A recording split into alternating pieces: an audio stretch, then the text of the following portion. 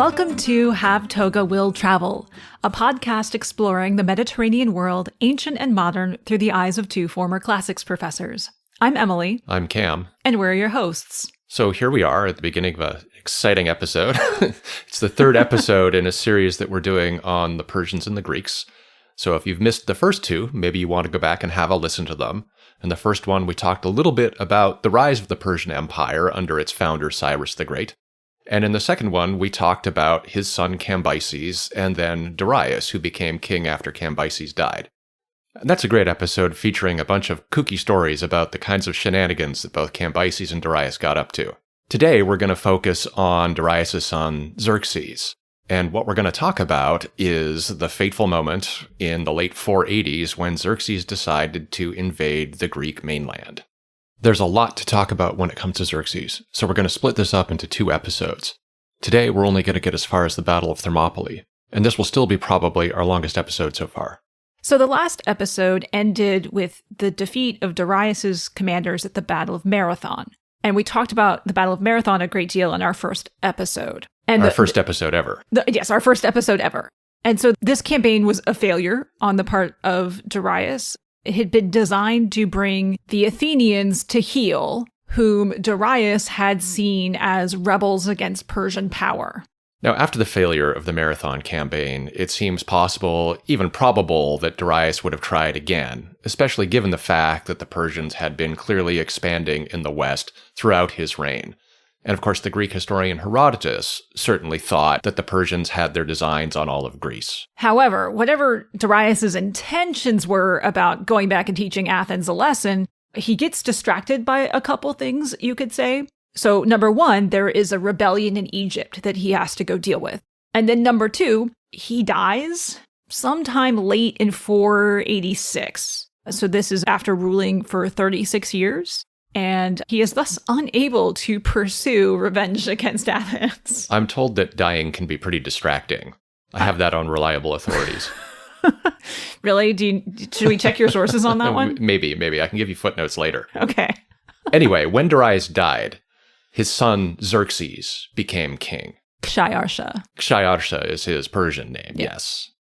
Xerxes' rise to the kingship was not necessarily inevitable.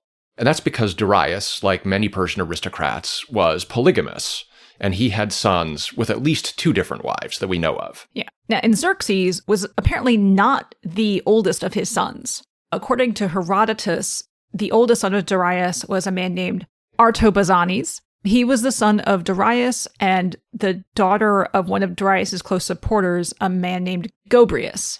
And Darius had married her before he became king, and apparently had 3 sons with her. Xerxes was definitely the son of a later marriage. However, what gave Xerxes a bit of an edge is that he, unlike Darius' elder sons, was a grandson of Cyrus the Great, the founder of the Persian Empire.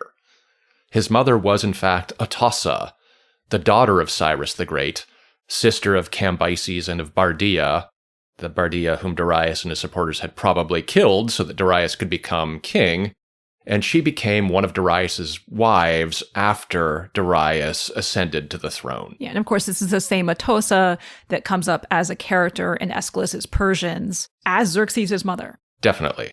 And we have an episode all about Aeschylus's Persians, so if you haven't listened to it yet, go look it up. Yeah. Now, Herodotus reports that Darius deliberated for a long time over which son he should designate as his successor.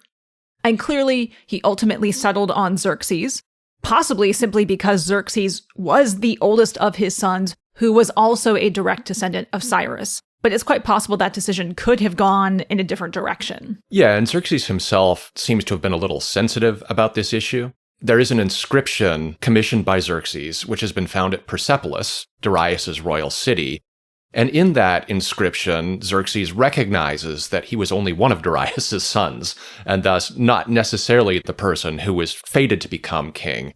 But he makes an argument that he ultimately did become king because, of course, of the support of the god Ahura Mazda, the same god who supported Darius. Yeah. Now, Xerxes has his hands full pretty much from the moment he becomes king. The rebellion in Egypt is still ongoing. And so Xerxes and his commanders need to get in there and suppress that pretty quickly. since Egypt was arguably the wealthiest province in the Persian Empire. And just as Xerxes and his commanders were wrapping that up, another rebellion broke out, this time a lot closer to home, in Babylon, probably in 484. So this too needed to be put down really quickly by Xerxes and his commanders.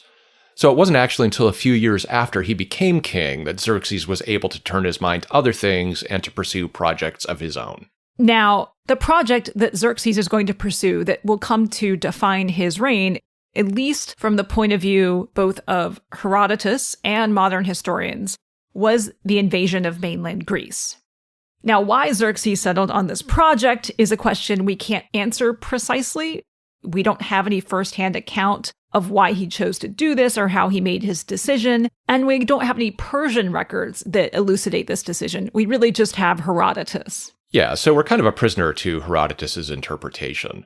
And Herodotus basically tried to explain Xerxes' decision by invoking three factors. First of all, in Herodotus' account, Xerxes was facing a lot of pressure from other Persian aristocrats who were eager to earn distinction and glory under the new king. Because this is how you make a name for yourself and, get in good with the new king. Exactly. And here the most important person singled out by Herodotus is a guy named Mardonius, Xerxes' cousin, and in fact also his brother-in-law, since Mardonius had married a daughter of Darius. Now, Mardonius had a long career already at this point, but he had been disgraced during the reign of Darius because, while he was fighting to expand Persian power in the northern Aegean, he tried to lead a fleet of warships around Mount Athos in northern Greece in 492, only to have the entire fleet wrecked when a storm blew up and smashed the fleet on the rocks. Foreshadowing for things that are going to come. Yeah, that foreshadowing may be a little bit too much on the nose. But in any case, from Mardonius' perspective, the ascent of a new king to the throne offered a good chance at redemption if only he could trigger some kind of major expedition and get himself appointed to a leading role within it. And do well. Yes, that's also a critical thing he had to control. So the second factor that Herodotus mentions is Xerxes' own appetite for conquest. According to Herodotus, Xerxes was ambitious to make his empire coextensive with Zeus's sky. And this sort of ties into the third factor Herodotus identifies, which is divine will. One of the arguments Herodotus seems to make is that the gods had decided that the Persian Empire had overgrown its limits and needed to be cut down. And Xerxes' desire to make his empire so large, of course, then feeds into this idea of the gods pushing back on that. And we definitely also saw this idea of the gods thinking the Persian Empire needs to be cut down coming up in the Persians' Aeschylus's play as well. Yeah, it's a funny element of Herodotus' argument. Basically, the gods goad Xerxes into committing an act of hubris that they can then punish, if you want to think about it that way. So it's not clear what to do about these arguments that Herodotus presents. I think most of us these days are inclined to dismiss any argument that revolves around divine will, obviously.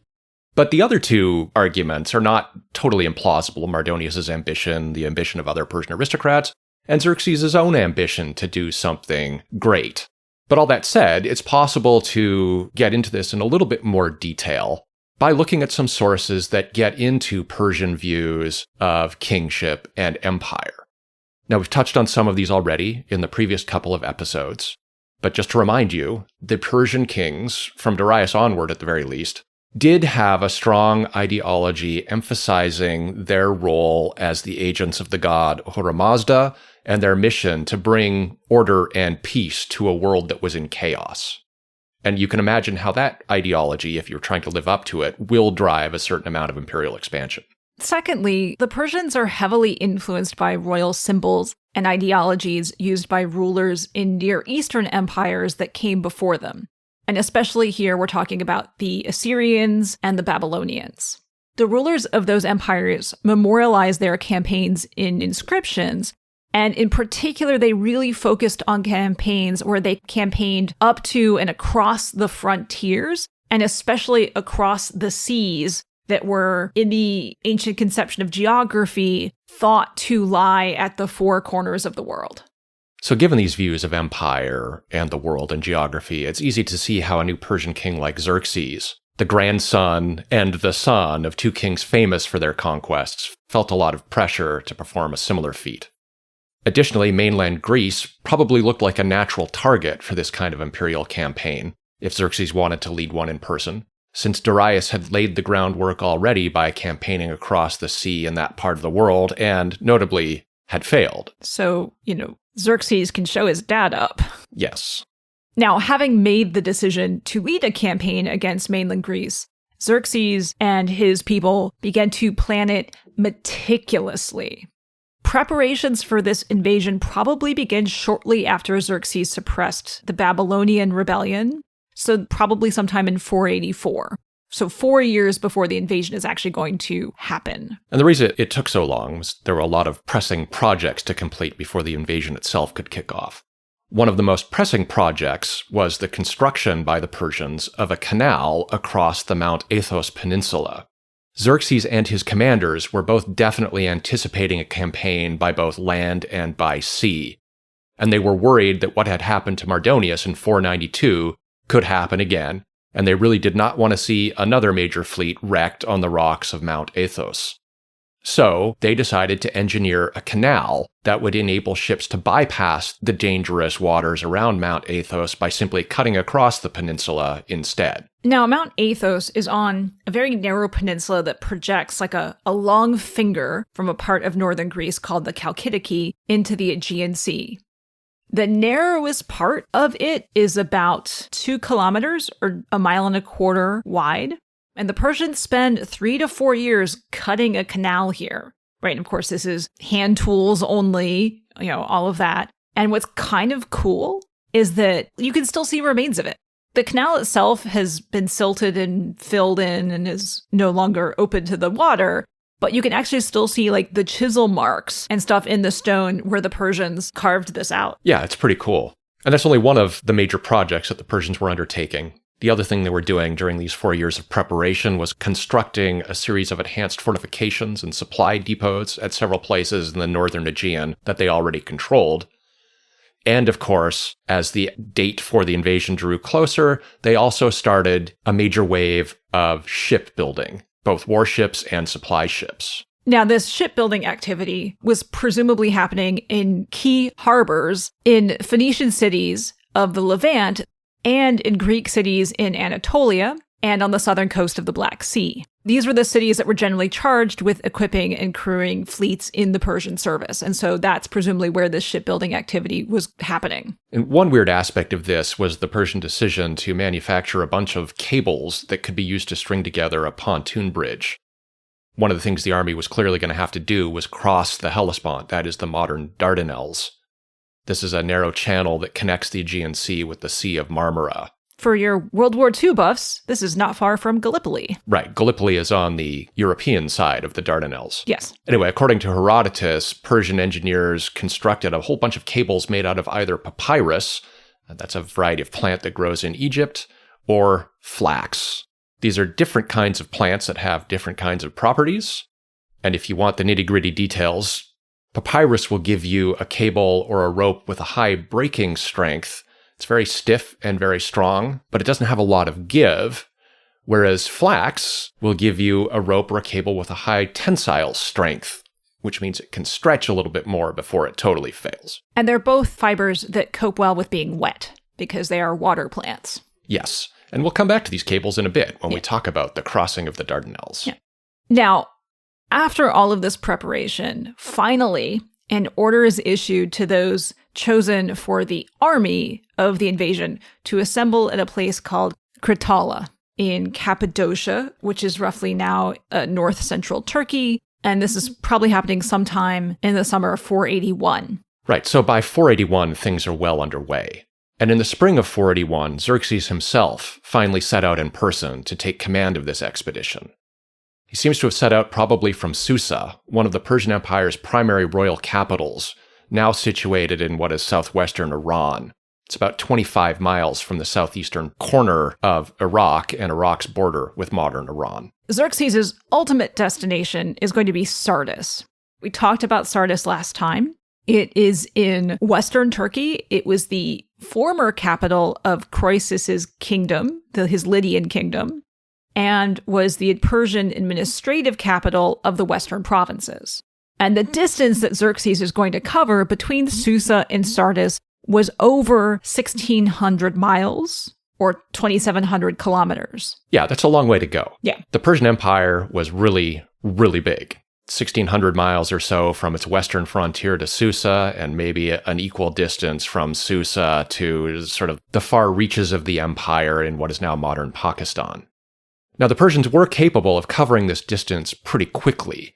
They had fast messengers who could, working in relays on horseback, cover a distance of about 1,600 miles in a couple of weeks. But of course, Xerxes was traveling in state, partly to make a show, to be seen by his people, to demonstrate his mastery over the huge vastness of the Persian Empire, and to hobnob with Persian aristocrats and the rulers of little subject states along the way. So his trip may have taken somewhere on the order of 3 to 4 months. Now, his route probably takes him west from Susa to Babylon, where he could, of course, display his renewed authority in the wake of the rebellion that he put down there. And then it probably turned north through the remainder of what is now Iraq into eastern Turkey, northwest to Kritala. We're not quite sure where Kritala was, but it was probably roughly east-northeast of modern Ankara. And there he's going to rendezvous with his army that has assembled. Then they are all, Xerxes and the army, going to move west across the remainder of what is now Turkey to Sardis, in this sort of massive display of military might. And then Sardis is where the army is going to spend the winter of 481 to 480 as they wait for the spring and campaigning season to come. So let's talk a little bit now about the initial reaction of the Greeks. By the late 480s, it must have been clear to Greek cities in the northern Aegean and on the Greek mainland that something was up. Yeah, that's going to be a thanks, Captain Obvious. Yeah, that's a bit of an understatement, right? If nothing else, merchants sailing in the Aegean between cities on the mainland and cities in Anatolia and so on would have noticed shipbuilding activities in the ports that they visited in what is now Western Turkey and in the Levant as subject states, including Greek subject states in what is now Western Turkey, built or refit warships to serve in the campaign. They also probably noticed the construction activities happening on the Mount Athos Peninsula, where the Persians are spending a few years building that canal, as well as at the other Persian strongpoints in the North Aegean, the reinforcement of fortifications, and the buildup of supply depots. So, of course, seeing all of this, they would have been able to report on it when they returned home. And just in case they hadn't gotten the message, any further doubt that the Persians were planning something major would have been dispelled when Xerxes, sometime in the autumn of 481, dispatched messengers from Sardis to cities in the Greek mainland to demand earth and water. That is, the traditional signs of subjection to Persian power. And most Greek states on the mainland, we're told by Herodotus, received ambassadors like this and were given the same set of demands. Now, Darius, Xerxes' father, had done a similar thing. So probably in 492, he had also sent messengers asking for earth and water. But at that point in time, it wasn't completely clear that there was a massive invasion that was about to descend on the Greek world. Right, and Darius' decision to send messengers to the Greek world to ask for submission has unfortunately been immortalized in one of the movies that we hate more than any other movie on Earth, and that is 300. This is the scene where, you get the Persian ambassador talking to Leonidas, and Leonidas screams, "This is Sparta," and kicks the guy into what in the movie is a weirdly open, unprotected, massive well in the center of the city that anybody can just stumble into.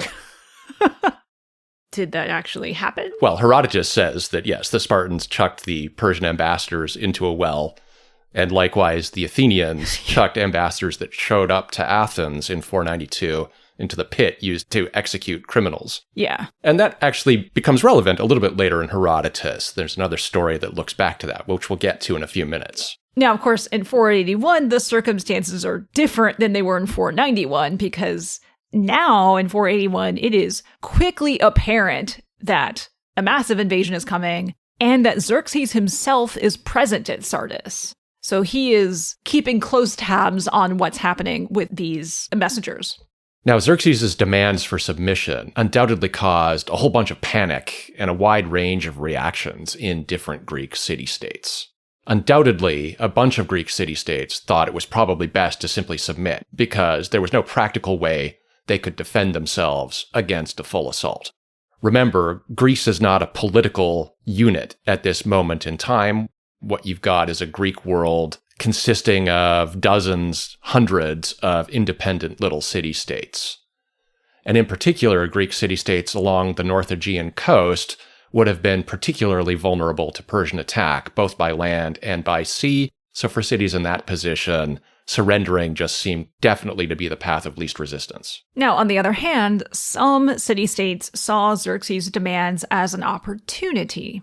Most famous, the Aleuadae, a powerful family that controlled Larissa in Thessaly in central Greece, saw early and prompt submission to Xerxes as a way to gain favor with Xerxes, which they could then use to dominate their rivals and other nearby city-states. So they saw this as a chance to enhance their own power. Yeah, and that seems to have been something that happened more often than we typically acknowledge, and Herodotus definitely has stories like that about some other places as well. Even elsewhere, though, debate over what to do in response to these Persian demands must have been pretty intense. And in the end, according to Herodotus, a small number of states that don't seem to have been really willing to submit right away sent envoys to get together and talk about things at the Corinthian Isthmus. The isthmus is a narrow little neck of land a few miles wide that connects the Peloponnese, this blob that sort of hangs off the end of southern Greece, with the rest of the mainland. There's a very important sanctuary there dedicated to the god Poseidon, where there was a recurring series of games, much like the Olympic Games, and this was neutral ground, essentially, where representatives from Greek city-states that often did not get along particularly well with one another could come together and try to talk about a potential unified defense against the Persians. Now, the key city-states participating in this discussion were Sparta, which controlled a network of allies that it could exert influence over and bring into the fight, and the other one is Athens. Now, Sparta sees itself as the leading city-state of Greece, and the Spartans, like the Athenians, probably regarded submission to the Persians as being akin to enslavement. And that's actually an idea that comes out in this story about the wrath of Talthybius. Now, Talthybius is a figure from Homer's Iliad. He was the herald of Agamemnon, the leader of the Greek army, and he was worshipped as a hero in Sparta. If you're wondering what it means to be worshipped as a hero, we have an episode about that too. So, we mentioned the story about how the Spartans had thrown the Persian envoys into the well in 492. Well, this apparently angers the spirit of Talthybius, and the Spartans start noticing like bad omens. All of the embassies they send out start going badly, and they come to the conclusion that they have angered Talthybius by throwing the Persian envoys into the well. Right. General practice in the ancient world is that heralds and envoys are sacred in some sense, right? They are under the protection of the gods, and you're not supposed to mess with them. And when you do, the gods get a little bit annoyed. So eventually the Spartans decide they have to placate the gods. And so they send 2 Spartan messengers to Xerxes in the Persian court, basically a sacrifice. You can kill us as sort of payment for what we did to your envoys. Now, the Persians demand that they perform proskinesis, right? This formal prostration in front of Xerxes. They refuse because they see this as slavish behavior, that they are not there to engage in. They are there to be, sacrifices. Yeah, it's part of a larger rhetorical argument in Herodotus that the subjects of the Persian kings were slaves to the king. And proskinesis is just one of the many proofs that relationship is one of slavery, not a relationship between free peoples. Now, Xerxes actually does not end up killing these Spartan messengers because he basically says something like, I'm not going to kill you because I am more civilized than you Greeks are. Yeah, it's a nice moment where Xerxes gets to display his magnanimity. Anyway, This meeting at the Isthmus led to a flurry of diplomatic activity between Sparta and its allies on the one hand, Athens on the other, and a few other Greek states that were involved in the negotiations. Maybe 3 or 4 dozen initially, although that number would slowly get whittled down. Representatives of these various states who met at the Isthmus laid out a plan. Step 1 was to send embassies to other states in Crete and in Sicily seeking help. Step 2 was to gather some intelligence about Xerxes' forces, which at that particular time were still in Sardis. So what we get in Herodotus is a story about the Greeks sending spies to Sardis to infiltrate the town and snoop around in Xerxes' army, figure out what they were dealing with. According to Herodotus, those spies were promptly caught, but rather than execute them, Xerxes actually gave them a friendly personal tour of the army's camp so that the Greeks could see how powerful the army was. Xerxes is hoping that they would all surrender rather than try to resist what was the largest army anybody had ever seen. At the same time, the Greeks also begin to deliberate about what a common strategy would look like. And here, the nature of interstate politics in Greece becomes a real problem. So there are lots of rivalries between individual Greek city-states, which made cooperation and coordination among them incredibly difficult. And famously here, the rivalry between Sparta and Argos, which is another major city-state in the Peloponnese, this rivalry persuades the Argives not to cooperate in any kind of alliance. Basically, they decide they hate Sparta so much that they would rather side with the Persians than side with the other Greeks. Yeah, not long before this, the Spartans and Argives had fought a major war, and several thousand Argives had been cut off by the Spartans in a forest, which the Spartans had then set on fire. So the Argives were not particularly happy with the Spartans at this particular moment in time. But even in the absence of that kind of deep-seated rivalry, it really was challenging for city-states with divergent interests and different priorities to formulate common policies that would be satisfying for everybody. And wrangling between representatives of these different city-states probably continued for much of the winter of 481 and 480 as Xerxes and the Persians prepared to advance into Greece. So, as we mentioned, Xerxes and his army spend that winter in Sardis. And when the spring of 480 comes, that's when the campaign proper is really going to begin. The army comes out of winter quarters in Sardis and heads towards the coast. And then they're going to turn north along the west coast of Turkey to Ilion, or what we might know as Troy, and up the coast to the Hellespont. There, at the Hellespont, as we mentioned, his engineers have planned to construct 2 pontoon bridges. So pontoon bridge is a bridge of boats lashed together. They are going to use more than 700 ships to get between the 2 sides of the Hellespont. And the longest sort of section here across the water is going to be almost a mile. So about 3/4 of a mile or just over a kilometer. And they're going to use those cables made of flax and papyrus together so that the strengths of each rope complement each other to make for a strong bridge that is also flexible. Yeah, this was a challenging project, and according to Herodotus anyway, the first attempt fails, because even when you line up your ships so that their bows and sterns are facing into the current, weather can still muck up all of your plans, and the first bridge basically breaks up.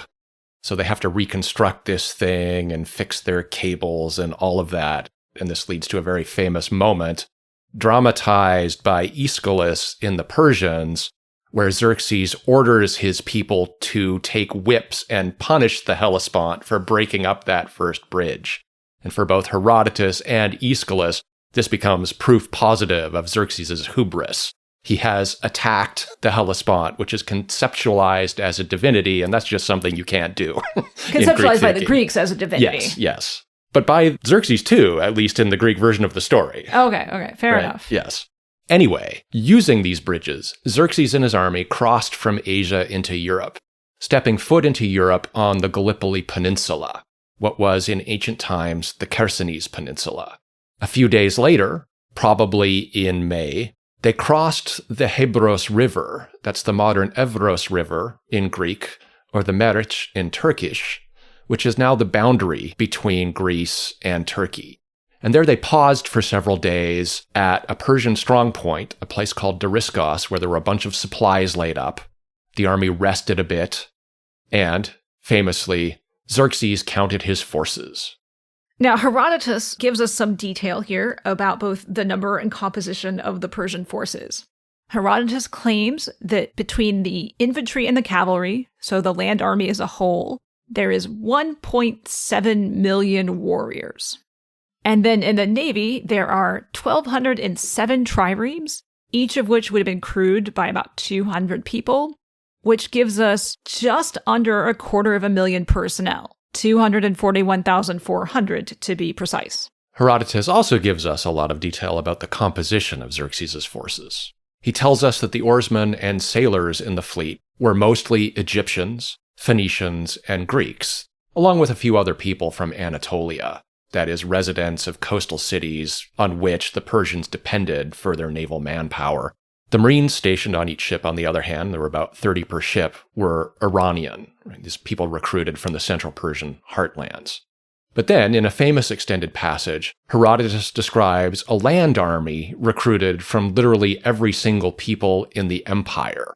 And in a really long list, reminiscent of another very famous list in Homer's Iliad, he catalogs those forces, and he describes the clothing and the weapons of all of these different peoples of the empire in very, very, very loving detail. Which is actually different from Homer, because Homer doesn't get into clothing and weaponry and stuff. He's just giving sort of the counts. Heroes and numbers, yes. Yeah, which honestly, if you're someone who has an interest in, say, clothing history and things like that, this is actually a really cool passage to read. Yes. Now, these numbers that Herodotus gives us are fairly large, and modern historians are pretty skeptical, both of his numbers and of his description of the army's composition.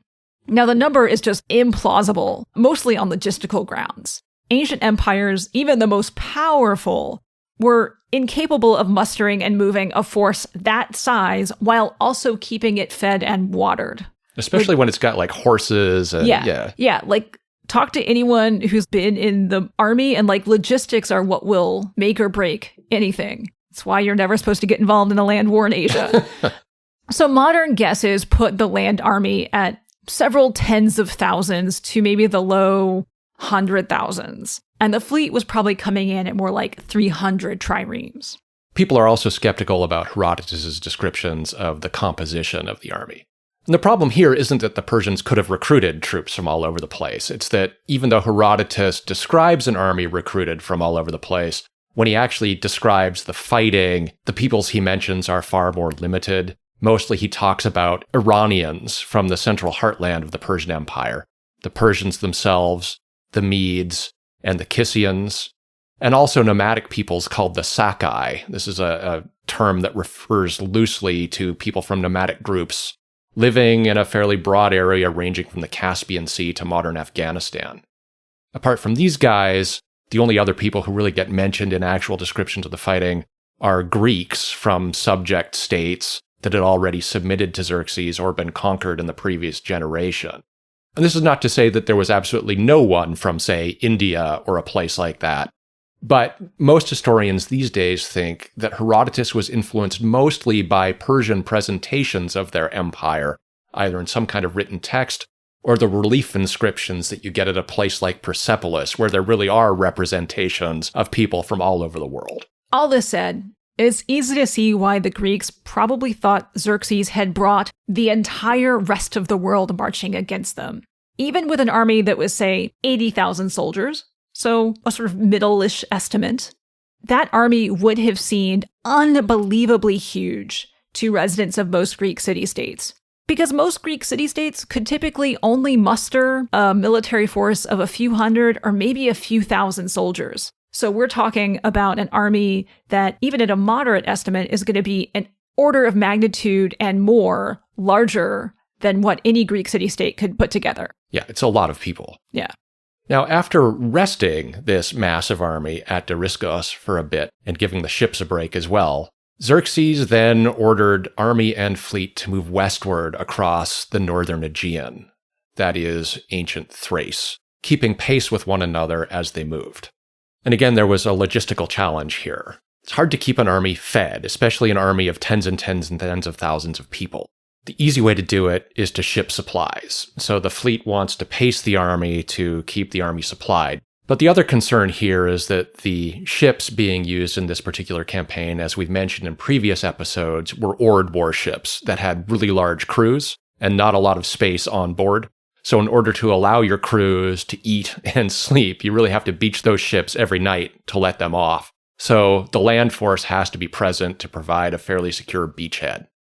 So for that reason, fleets and armies tend to move together.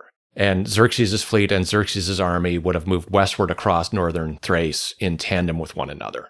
So it probably took a few weeks for the army and the fleet to arrive at the next major stopping point.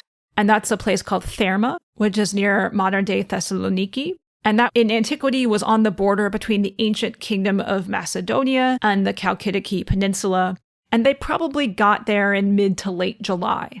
Now, a lot of the coastal Greek cities along this route were probably already under Persian influence and now had been firmly made subject to Xerxes as the army advanced through their lands. And of course, the Persians are not just like asserting their influence by walking through, they're also conscripting people from these city-states into their army. The kingdom of Macedonia itself was at that point ruled by Alexander I, an ancestor of the more famous Alexander. Who was technically Alexander III. Alexander III. The kingdom of Macedonia at that time was already probably a Persian vassal state. It had been under Persian influence for a while.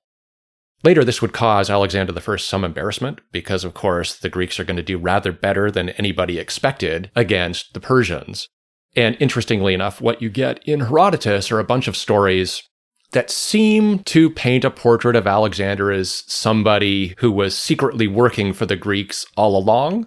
And of course, maybe that was true, but they seem to me rather more like efforts on the part of Alexander to launder his reputation later. Yeah, he comes across as kind of like slimy and untrustworthy. He does, right? So his efforts to launder his reputation are not entirely successful. No, he's really trying, though.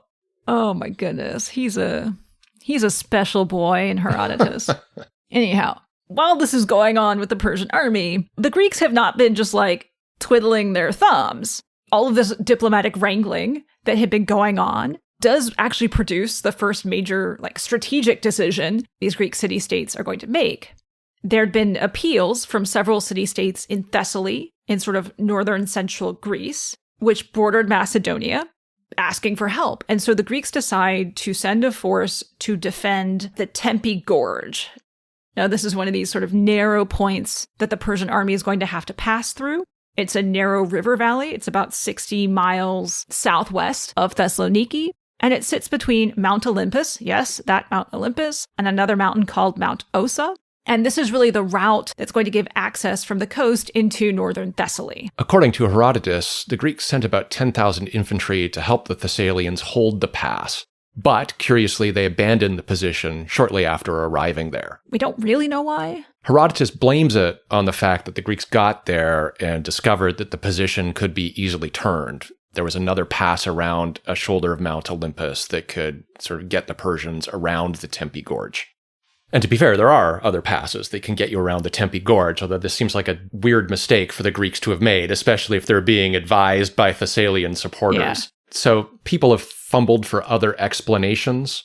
And one other thing that was probably a factor here was that not too far south from the Tempe Gorge is Larissa, a major city-state in northern Thessaly, the home base of the Aleuadae, who were firmly pro-Persian because, as we've already mentioned, they were hoping to use a Persian alliance to dominate their neighbors. And it's possible that the Greeks just didn't feel they could hold the position with a potential threat right behind them like that. And just a side note here, Tempe has been in the news in recent years, if you've been following anything in contemporary Greece, because there was a really major, awful train accident that happened there 3 years ago. It's been quite a significant event in modern Greek life and politics. But the immediate consequence of deciding not to defend Tempe during the Persian invasion is that basically all of Thessaly promptly then decides to submit to Xerxes because they don't feel like they can hold out. There's no good position to defend. And so they decide to submit, along with a whole bunch of other city-states in central Greece. So things didn't look good at that moment. No. Greek allies reconvene at the isthmus to try to decide what happens next. And after a bunch of further wrangling, they decide to make another attempt to stand against the Persians. This time they're going to do it both by land and by sea. And the decision was that the infantry would take up a position at a place called Thermopylae, and the navy would station itself nearby at a place called Artemision. All right. Now you've probably heard of Thermopylae. And we're going to talk... If for no other reason than you've probably seen the awful, horrible movie we mentioned earlier that neither of us like. I don't think they got that impression when you described it the first time. When I described it as the worst movie ever? Okay, well. Yeah, that's a whole different story about going to see that movie.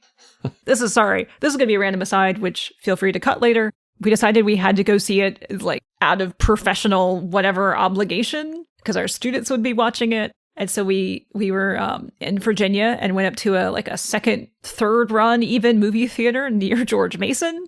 And we watched 300. And we noticed that the movie Hot Fuzz, which we'd also never seen, was showing not long afterwards. So we watched 300. We grabbed some food nearby. We came back and watched Hot Fuzz. And wow, that was an amazing palate cleanser. And we sort of left joking, like, we saw 2 comedies tonight, but one didn't know it was. Yes. Anyhow. Back to Thermopylae. Back to the actual site of Thermopylae. So we want to take a second here to talk about the geography of Thermopylae. Thermopylae is on one of the 2 major routes that runs through central Greece, but it's the only route that offers opportunity for naval support. The name Thermopylae comes from its hot springs. That's what it had been known to prior to this battle. And in antiquity, this was a narrow pass of land between the mountains and the sea. Now, if you go there today, the modern coast is much further away due to silting and things like that. But if you go there today, the highway that runs through Thermopylae is roughly where the ancient coast would have been. So it does give you a sense of how narrow that space was. Yeah, and likewise, Artemision is the name of a cape at the north end of the big island of Euboea, modern Evia.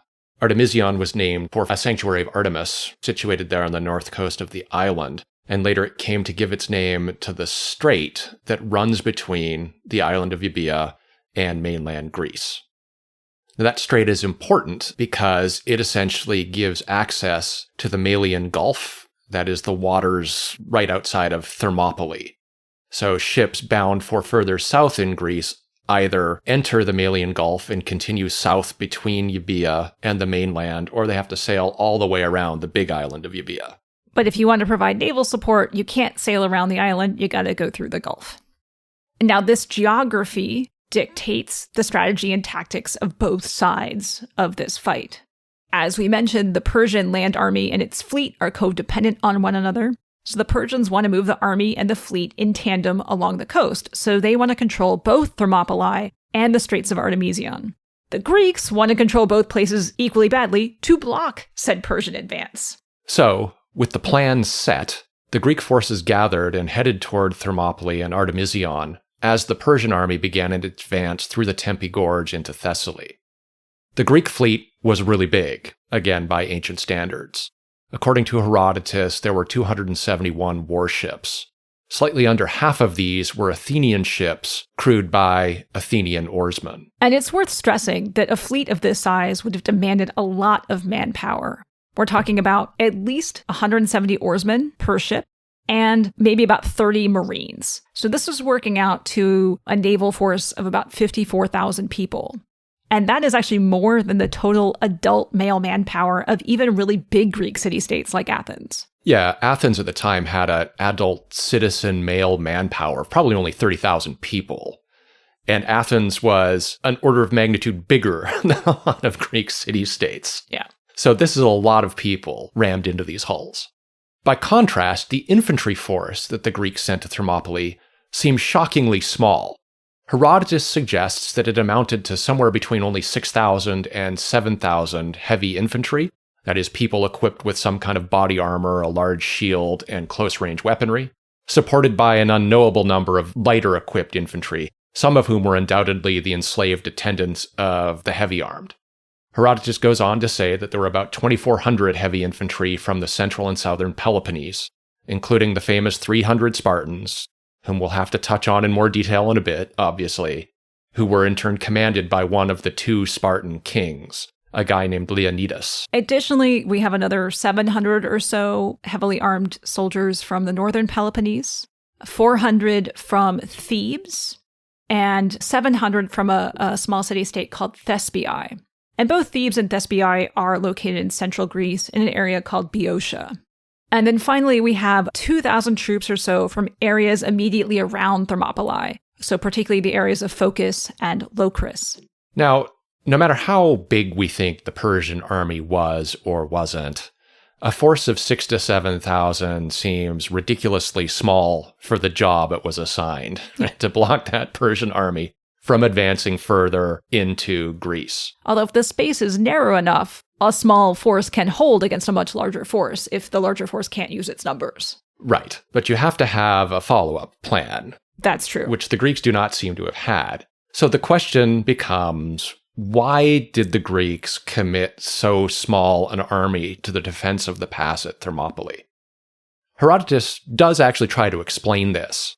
And what he says is that Greek city-states, especially in the Peloponnese, were distracted at the moment by religious festivals.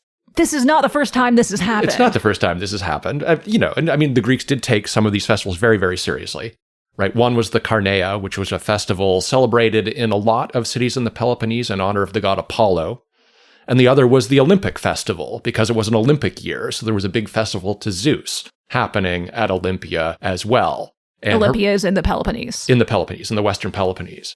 And what Herodotus says is that the Greeks were hoping that this small force could hold the pass at Thermopylae long enough for these festivals to be celebrated to completion and long enough for Greek states to send reinforcements north. Yeah, and this wasn't just a convenient excuse of Peloponnesian city-states not wanting to risk their forces defending city-states very far from where they were. Yeah, that's one of the things that becomes a point of conflict in Herodotus. A lot of states in the Peloponnese thought that the best option for survival was just to defend the Peloponnese, basically to fortify the Isthmus of Corinth and set up some kind of a defense there. And they do not seem to have been really interested in fighting further north than that. And you can see traces of this even in Herodotus' discussion of Thermopylae, because one of the things he says is that when the Greek army gets to Thermopylae, and when the Persians arrive and the Greeks see how big the Persian forces are and freak out, they immediately take up this argument again. Maybe we just fall back to the Peloponnese and defend it. Because that's going to make the Persian army smaller?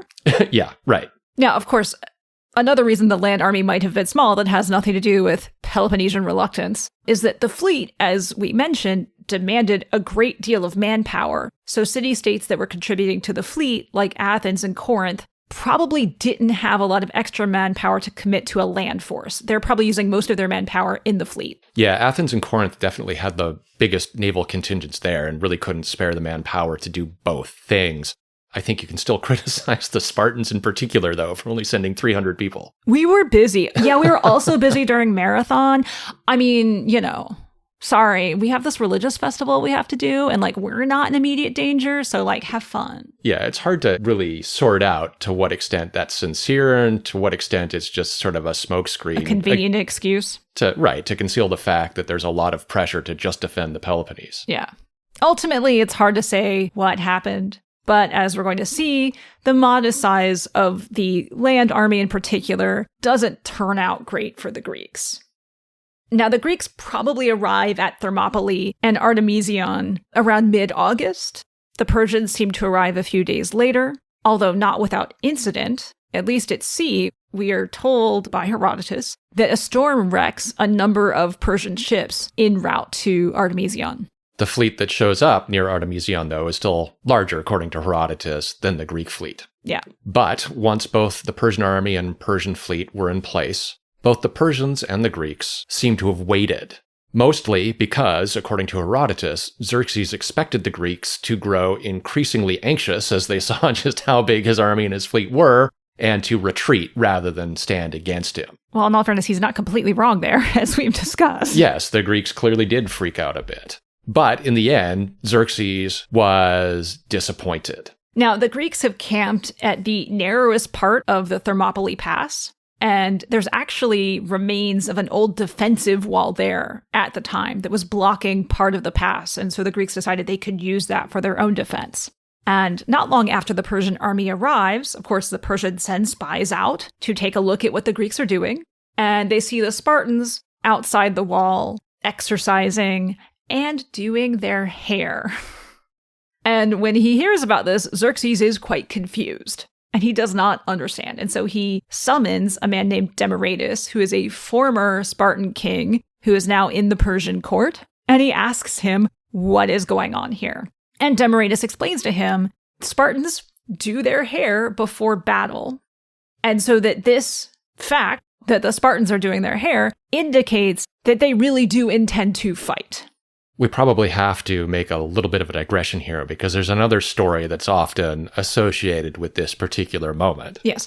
Does not come from Herodotus, though. Right. The story is that sometime in this period before the battle, Xerxes sent a message to Leonidas, the Spartan king who was nominally in overall command of the Greek forces at Thermopylae. And that message said, lay down your arms. And Leonidas responded with a very curt Spartan reply, molon labe, a weird little phrase that means something like, once you've come at us, take them. It's a participle of attendant circumstance. Right. There's a joke here, right? The Spartans are known for extremely short phrases. So this story plays on that expectation. Their laconic tendencies. Exactly. Yeah. Yes. This story plays on that expectation. This phrase has become embedded in popular culture as an expression meaning come and get them. Which is exactly what the Persian army is then going to do. That is what will happen. But no matter how great this story is, we don't know that this is anything Leonidas ever actually said. Yeah, it's probably apocryphal. Yeah, the problem is it comes from a very, very late source. It comes from Plutarch, who is writing, 600 years after the battle. 700 years after the battle. And there's no way to know where it comes from. It's not a story that was known to Herodotus anyway, who is by far our best source. And if Herodotus had known this story, I'm sure he would have told it. Yeah, no doubt. Anyway, Xerxes still doesn't believe Demaratus that the Greeks are actually going to fight. But after 4 days go by and the Greeks make no move to retreat, he decides that he has to attack. And he does so early on the 5th day, which happens to also be the same day that the Greek fleet out in Artemisium decides to sail out to challenge the Persian ships. Now, what Herodotus tells us is that once Xerxes ordered an attack against Thermopylae, Iranian troops from Media and Kissia led the charge, probably in several waves. Each of these waves was beaten back by the Greeks after intense hand-to-hand fighting near the wall at the narrowest point of the Thermopylae Pass. There, the Greek contingents in the little defensive force took turns bearing the brunt of the fighting after each wave. Now, the failure of the Persian army here to resolve the battle quickly shouldn't be that surprising, because the Persians were attacking a very narrow, fortified position that also required an uphill charge against an entrenched enemy. Yeah, and that's a point worth making, mostly because one of the preoccupations in Herodotus and in later writers is that the Persians sucked. Yeah. And that, what we're looking at here is evidence that the Persians couldn't fight wars very well, which is just a goofy assumption to make. Yeah, anyone would have had trouble if they were in the Persians' position in this battle. Yes. Now, that said, the Persian navy didn't fare much better on that first day of fighting. It sailed out from its anchorage late in the afternoon to take on the Greek fleet. But that battle was very indecisive, although Herodotus sort of implies the Persians came off the worse. So that's the first day. On the second day, the fighting goes much like it did on the first day. This time, however, it seems that Xerxes changes up tactics a little bit, and he sends in members of the Persian royal guard, who were known to the Greeks as the Immortals, to lead the attack this time. So he's sending in the elite crack troops on the second day, but they don't actually accomplish much more than the Medes and Kissians had accomplished the day before. And likewise at sea, the Greeks sailed out again late in the day of the second day of the battle to force another confrontation. That battle, too, was indecisive, although once again, Herodotus sort of implies that the Persians suffered more than the Greek fleet did.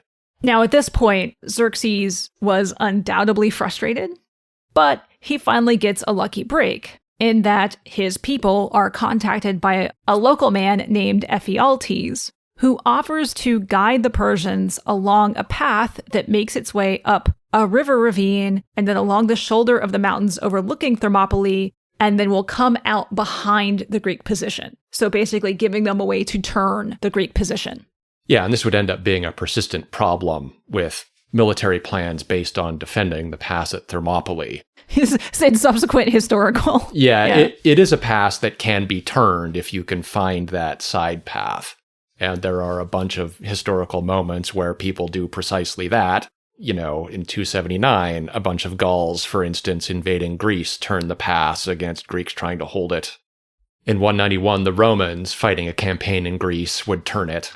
And then, as recently as 1821, there were battles in the area during the Greek War of Independence in which the Turks also essentially forced their way through Thermopylae. There have been instances of the pass successfully being defended. In 254 CE, the Romans hold the pass against an invasion of Goths. And it sort of works in World War II.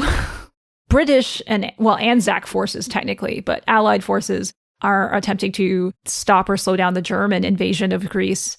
And they don't hold the pass, but they do use it to stage a strategic retreat to keep German forces at bay for the Allied forces to fall back. All this is a way of saying that Xerxes and his commanders understood the nature of the problem and the best way to get around the problem, and that was to find a way to turn the pass at Thermopylae.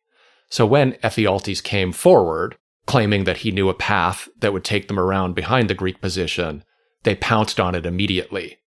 And Xerxes ordered the immortals to set out at dusk on that second day so that they could get themselves into position to attack the Greeks from behind the following morning. Now, Xerxes is ordering them to do something that is not easy. This path is going to entail a march of about 16 kilometers or 10 miles. It's going to be in the dark. It's going to be over mountainous terrain, and they've already spent most of that day fighting, so they are exhausted. And then they've got to be prepared to fight again the next day after doing this march with basically no sleep. And they did it. This was, from the Persian perspective anyway, a real act of heroism, right? The fact that the immortals are able to pull this off. And by daybreak, they had arrived near the summit of this secondary route, where they encountered a detachment of Greeks from Phocis, who had been stationed there by Leonidas to prevent just this kind of maneuver, to stop anybody from turning the pass at Thermopylae. Right. They knew it could be turned. They knew where the path was. Now, the Phocians are unable to block the Persian advance, and they are basically driven to higher ground when the Persians attack with arrows, and then the Persians basically just go by them. Like, once they get them out of the way, they just, keep on going. And that's how the third day of fighting began, a day that would, of course, go very, very badly for the Greeks. According to Herodotus, the first hint that something was wrong occurred in the morning when the seer Megistias got up to read the omens from the sacrifice and sensed that disaster was on the way. Now, more pointedly, of course, Greek scouts and lookouts posted in the heights saw the immortals advancing down from the pass and, of course, hurried to bring the news to Leonidas and the rest of the army. And this is where the Greeks are forced to make a tough choice. Namely, what do we do? In the end, they decided that the position was really not tenable, and most retreated. A tactical retreat. Exactly. Leonidas himself remained behind with his 300 Spartans, along with the 400 Thebans, who were kind of there as hostages, since the Greeks rightly suspected that the Thebans were inclined to submit, but also the 700 Thespians, who volunteered to stay with Leonidas. Along with these people, there were probably several hundred enslaved attendants who were there more or less by compulsion, especially Spartan helots, who generally accompanied the Spartans themselves on campaign and were there to, provide close support and things like that. Yeah, and so this is the force that's going to cover the retreat of the rest of the Greek forces. Now, why did these people in particular make the choice to be that force that got left behind? And Herodotus tells us that Leonidas wanted to win glory for Sparta, but he also knew that there was a prophecy from the oracle at Delphi that either a Spartan king must die or Sparta itself must be destroyed. And so Leonidas is going to take up this prophecy as his fate and sacrifice himself so that Sparta is not destroyed. Now, the bit about glory is entirely plausible. The Spartans were, after all, weirdos with a bit of a reputation for having a death wish, for being unwilling to back down if they didn't absolutely have to. But the bit about the prophecy, again, seems like a story concocted after the fact, probably at a moment when the Spartans could be criticized for not doing enough at the Battle of Thermopylae. In other words, this seems like a bit of an excuse. Sure, we didn't send a lot of people to Thermopylae, but we sent Leonidas knowing that he had to get killed in order to save the rest of Greece, thanks to this prophecy that we had received from Delphi. Sure, Jan. Yes. So now the question is, why did the Thespians decide to stay? Well, in this case, Thespiae, as we mentioned, is located in central Greece in Boeotia. It's one of the few city-states in Boeotia that hasn't surrendered already to the Persians. And there's going to be no other really location for the Thespians to defend their city. If the Persians get through Thermopylae, Thespiae is going to be exposed. And so by staying and fighting and presumably delaying the Persian army further, that's going to give their city-state a chance to basically evacuate, right? They can get messengers to them, the pass is turned, the Persians are coming, get out. And so they are functionally using this as a way to defend their city-state and give them a chance to escape the Persian army. And it's worth restating that this really is an act of courage, no matter what we think about this story about Molon Labe. Since most of the people who agreed to remain alongside Leonidas did so expecting that they would probably get killed. But they believed that it was worth it in order to give the rest of the force time to slip away and maybe delay long enough that places like Thespiae could be evacuated. Yeah, they knew at that point it was a mission they probably weren't going home from. Right. And if you go to Thermopylae today, there's of course a famous monument there to Leonidas and the Spartans, et cetera, et cetera. But eventually, I want to say about 25 years ago, a monument was also put up to the Thespians who stayed because they never get any credit for it. And so there is a headless monument there to the Thespian soldiers, and it's headless precisely because they don't get remembered for their bravery. It gets overshadowed by Leonidas and the Spartans and the sort of hold that that's had on storytelling and whatever, but they deserve just as much credit for their bravery and for their sacrifice. Yeah, the Spartans had a really good PR department in the wake of the Battle of Thermopylae, and they really took over the narrative. Yeah. So if you're ever in Thermopylae, make sure that you pay not just homage to Leonidas and the Spartans, but that make sure you give the Thespians their to Damophilus and his Thespians, yes. Now, they do know that they're going to die, but rather than kind of wait for the inevitable, the remaining Greek forces advance out well in front of this defensive wall that they've been holding into a wider part of the pass. And there they force a fairly intense battle with Xerxes' main force. At this point, Leonidas himself was killed in the fighting. And according to Herodotus, this produced a truly Homeric moment as the Persians and the Greeks fought furiously with one another to take possession of Leonidas' body. The Persians want to grab it as a trophy, and the Greeks, of course, want to prevent that from happening. Yeah, and this is a story that happens a lot in the fighting in the Iliad, the fights over bodies.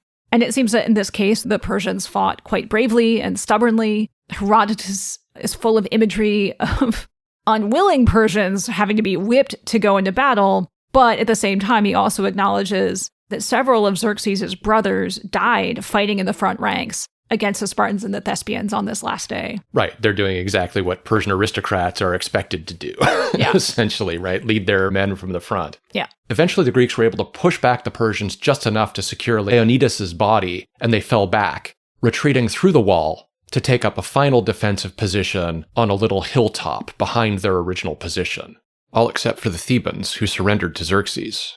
By now, the Immortals had also arrived, having descended from the heights, and the Greeks were quickly surrounded. The last moments of the fight here would have been pretty ugly.